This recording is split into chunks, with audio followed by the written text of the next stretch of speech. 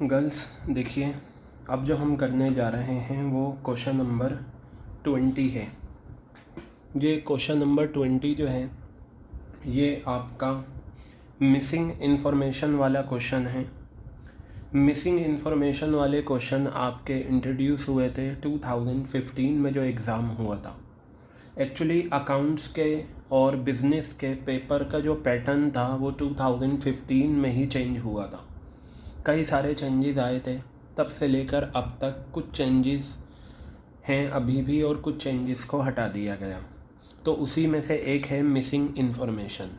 Missing information में क्या होता है, आपको पूरा सॉल्यूशन दिया जाता है, करके दिया जाता है सॉल्यूशन।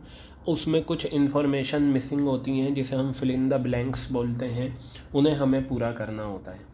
ये देखिए, ये क्वेश्चन आपका 2014-15 यानी कि 2015 में आया था।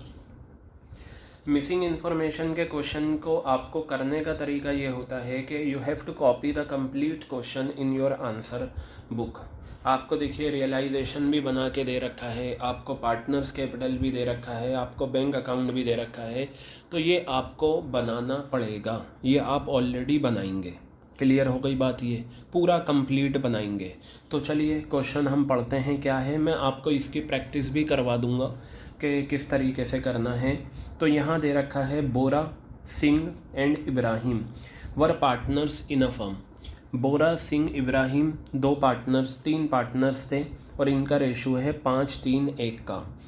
On 2 March 2015 their firm was dissolved. इनकी फर्म क्या हो गई, डिसॉल्व हो गई। असेट्स रियलाइज हुई, लाइबिलिटीज़ पेड ऑफ हुई। असेट्स को रियलाइज़ करा, लाइबिलिटीज़ को पे करा। Given below are the realization account. ये आपको रियलाइजेशन अकाउंट दे रखा है, पार्टनर्स कैपिटल दे रखा है, बैंक अकाउंट दे रखा है।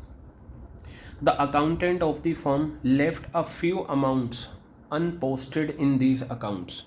जो अकाउंटेंट था फर्म का, उसने कुछ अमाउंट लेफ्ट कर दिए, छोड़ दिए अनपोस्टेड, उसने पोस्ट नहीं करे। ये देखिए जहाँ जहाँ डॉटेड दे रखा है ना, ये सब फिल इन द ब्लैंक्स हैं, ये आपको फिल करना है। You are required to complete these accounts by posting the correct amounts, by posting the correct amounts. Girls ये 6 नंबर में आया था आपके, यानी कि कितनी सी इंफॉर्मेशन है देखिए, 1 2 3 4 5 6, सिर्फ ये 6 इंफॉर्मेशन आपको क्या करनी है, फिल करनी है। क्या करनी है आपको, ये 6 इंफॉर्मेशन फिल करनी है और आप आसानी से क्या कर सकते हैं, इसे लिख सकते हैं। अब आप एक चीज़ ये देखिए, यहाँ पर ये सारी इन्फॉर्मेशन दे रखी है और यहाँ सारी इन्फॉर्मेशन यहाँ पर है, कोई भी यहाँ मिसिंग नहीं है और वही इन्फॉर्मेशन यही टोटल यहाँ लिखा।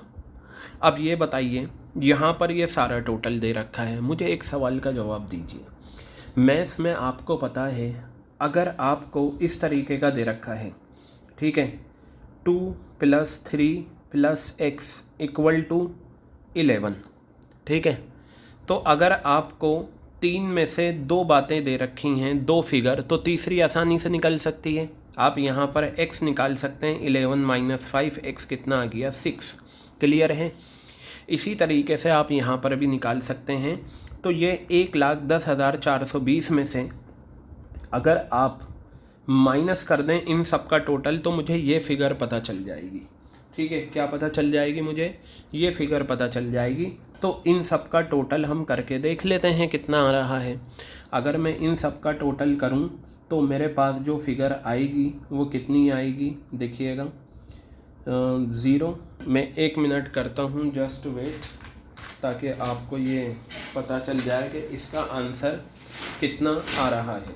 ठीक है, मेरे पास कितना है, ये 21,600 रुपये। गर्ल्स वेट, ये आपका आ गया 18,400 और ये फिगर हो जाएगी आपकी 61,420।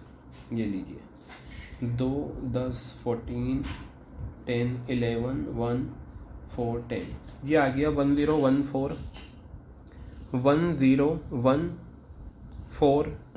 ये आ गया आपका फिगर।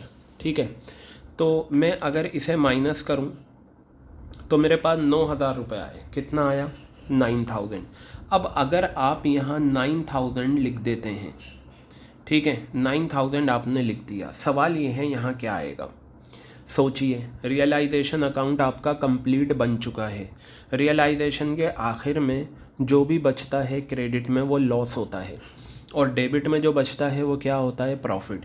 तो यहाँ लॉस लिखा जाएगा। लेकिन अगर आपने यहाँ लॉस लिख दिया बाय लॉस और 9,000 रुपये, आपको मार्क्स नहीं मिलेंगे। यहाँ पर हालांकि एक ही बार डॉट रखा है, लेकिन आपको प्रॉपरली बांट के दिखाना है तीनों पार्टनर में, तब आपको 1 नंबर पूरा मिलेगा। और अगर आपने नहीं दिखाया तो आपको मार्क्स नहीं मिलेंगे। क्लियर हो गई बात ये। अगर रियलाइजेशन के आखिर में आपका ये डिफरेंस आ रहा है तो ये आपका क्या है, लॉस, और लॉस को आपको बांट के दिखाना है। तो आप किस तरीके से दिखाएंगे, देखिए यहाँ जो आना है ना वो मैं यहाँ कर देता हूँ क्योंकि मेरे पास यहाँ स्पेस है। ठीक है, तो यहाँ मैं लिखूँगा बाय लॉस ट्रांसफ़र टू, बिल्कुल ऐसे ही लिखना है आपको।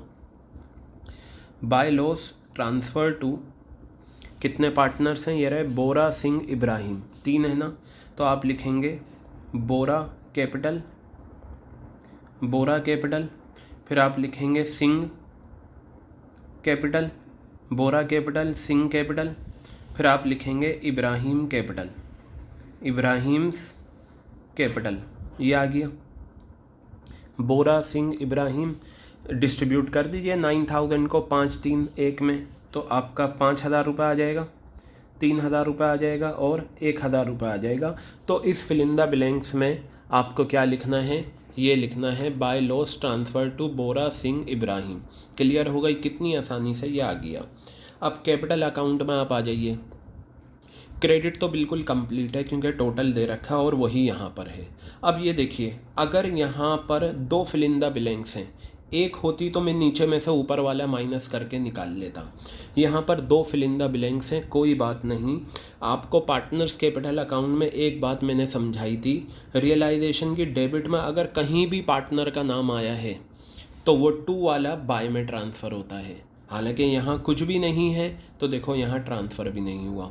फिर चेक करा करो, रियलाइजेशन की क्रेडिट में अगर कहीं भी पार्टनर का नाम आया है तो वो यहाँ पर बाय वाला 2 में जाता है। अब ये देखो यहाँ सब तक तो नहीं है, लेकिन ये जो लॉस आया है ये रहा, ये तो ट्रांसफ़र होता है। आपको पता है रियलाइजेशन का प्रॉफिट कहाँ जाता है, पार्टनर्स कैपिटल की क्रेडिट में, और रियलाइजेशन का लॉस कहाँ जाता है, पार्टनर्स कैपिटल की डेबिट में। तो ये जो ऊपर वाली फिल इन द ब्लैंक है इसमें आप लॉस लिखेंगे, आप यहाँ लिखेंगे टू रियलाइजेशन। क्या लिखेंगे आप यहाँ पर, टू रियलाइजेशन, और ब्रैकेट में लिखेंगे लॉस। और कितना कितना अमाउंट है, 5,000 रुपये आ गया, ये आपका 3,000 आ गया, और ये आपका 1,000 रुपये आ गया। ये आपने इस तरीके से यहाँ पर लिख दिया, 5,000, 3,000 और 1,000। अब आप आसानी से निकाल सकते हैं। देखिए मैंने आपको मैथ्स का पता है, 2 में से एक फिगर पता है तो दूसरी पता चल जाएगी। ये 24,500 रुपये टोटल है और यहाँ 5,000 है, तो ये माइनस करके आ जाएगा। कितना आ गया, 19,500। यहाँ 19,500 है, यहाँ 3,000 रुपये है, तो ये माइनस करके आ जाएगा 16,500 रुपये, और ये आपका आ जाएगा 9,500 रुपये। क्लियर है। अब यहाँ पर क्या लिखा जाए, आपको पता है रियल पार्टनर्स कैपिटल की डेबिट में जो फिल इन द ब्लैंक्स सबसे आखिर में हम क्या करते हैं, पे कर देते हैं। बैलेंस सीडी मत लिखना यहाँ पर, बैलेंस सीडी तो एडमिशन, रिटायरमेंट, डेथ में लिखा जाता है।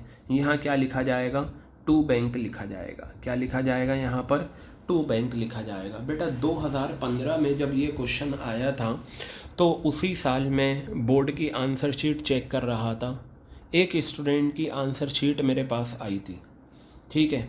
उस बच्ची का पूरा पेपर, कंप्लीट पेपर, उसका सब कुछ सही था, यानी कि 80 में से उसके 80 मार्क्स आने चाहिए थे, ठीक है। पता है क्या गलती करी थी उसने गलती ये करी, उसने ये अमाउंट सही लिखा, यहाँ बैंक की जगह बैलेंस सीडी लिख दिया था। क्या लिख दिया था, बैंक की जगह बैलेंस सीडी। तो उसका 1 नंबर चला गया था और वो 79 पर रुक गई थी।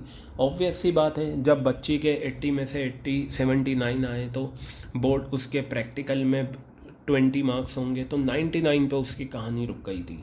तो यहाँ पर क्या लिखा जाएगा, टू बैंक लिखा जाएगा। तो आपका रियलाइजेशन भी कंप्लीट हो गया, आपका पार्टनर्स कैपिटल भी कंप्लीट हो गया। अब मैं बात करता हूँ बैंक अकाउंट की। किसकी बात करता हूँ, बैंक अकाउंट की।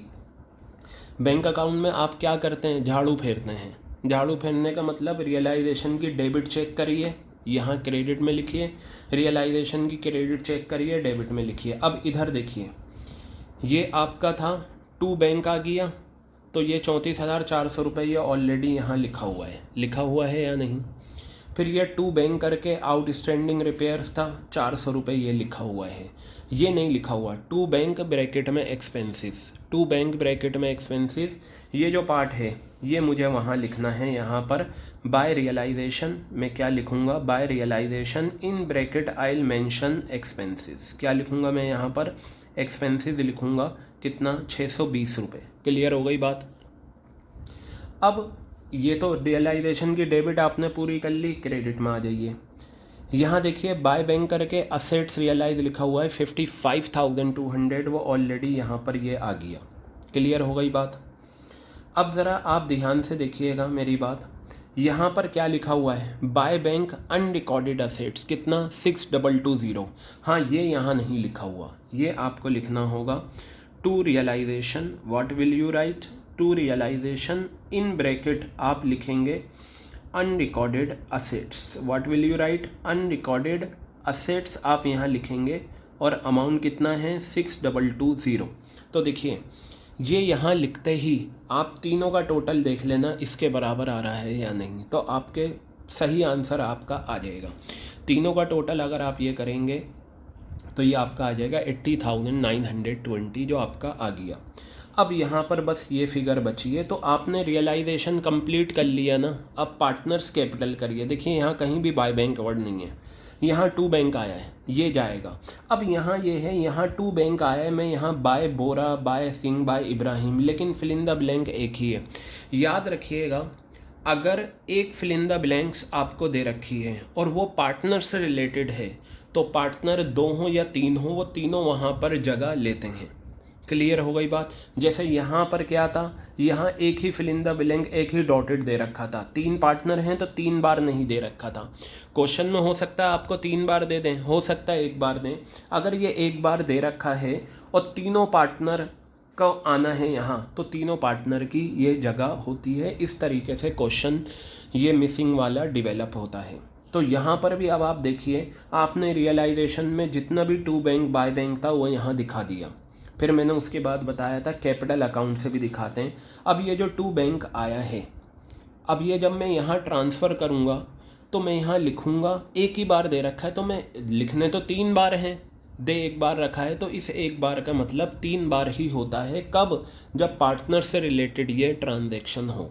तो मैं यहाँ पर जो लिखूँगा ये नीचे करके लिख देता हूँ, बाय बोरा, या आप यहाँ लिखेंगे बाय बोरा, बाय सिंह, और यहाँ पर लिखेंगे बाय इब्राहिम। ठीक है, तो आप ये तीनों के अमाउंट दे रखे हैं 19,500, 16,500, 9,500। क्लियर है। अब आप ये दोनों फिगर, ठीक है, ये फिगर और ये तीनों फिगर, ये 3 फिगर, ये यानी कि ये पहली फिगर, ये दूसरी फिगर, ये तीसरी फिगर, ये 4th हो गई, ये 5th हो गया, ये 6th फिगर, इन 6 का टोटल कर लीजिए, ये आना चाहिए 80,920। गर्ल्स, इस तरीके से आपका क्वेश्चन कंप्लीट हो जाता है मिसिंग इन्फॉर्मेशन वाला। तो मिसिंग इन्फॉर्मेशन का जो क्वेश्चन होता है वो किस तरीके से होता है, आपको ये देखना होता है, अगर माइनस करके आंसर आ रहा है तो माइनस करके लिख दो, पोस्टिंग करके, लेजर पोस्टिंग करके आ रहा है, लेजर पोस्टिंग करके लिख दो। क्लियर हो गई बात। और ये जो मिसिंग इन्फॉर्मेशन वाले क्वेश्चन है, ये किसी भी टॉपिक से, पूरे सिलेबस से, कहीं से भी आ सकता है। क्लियर है बात। 2015 में 6 नंबर का डिसोल्यूशन से आया था, पिछले सालों में 4 नंबर का आया है। 2016 में प्रोराटा का क्वेश्चन आता है कंपनी अकाउंट से 8 नंबर का, वो 8 नंबर का पूरा क्वेश्चन मिसिंग इन्फॉर्मेशन से था। तो मिसिंग इन्फॉर्मेशन का किसी भी टॉपिक से पूछ सकते हैं, लेकिन ज़्यादातर जो मिसिंग इन्फॉर्मेशन में पूछा जाता है वो पार्टनरशिप अकाउंट्स और कंपनी अकाउंट्स की बुक से पूछा जाता है। तो गर्ल्स, मिसिंग इन्फॉर्मेशन वाले क्वेश्चन को करने का तरीका ये होता है कि जो सॉल्यूशन दे रखा है वो एज इट इज़ आपको पूरा लिखना है।